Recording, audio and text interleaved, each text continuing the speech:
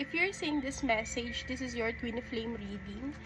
And ito ang gustong sabihin sa'yo na magabay mo.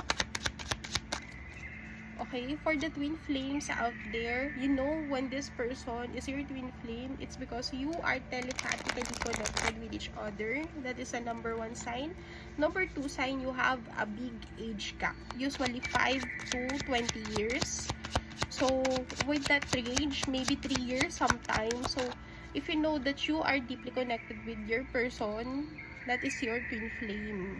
So, lagi mo yung kasama, even if hindi kayo nag-uusap, ganon. So, tignan natin yung energy ni Divine Feminine dito sa taas and Divine Masculine dito sa baba.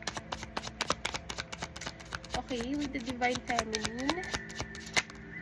Okay, so sa Divine Feminine ay nagkakaroon siya ng, I think, unti-unti niya nang natatanggap yung sarili niya. So, yung ego,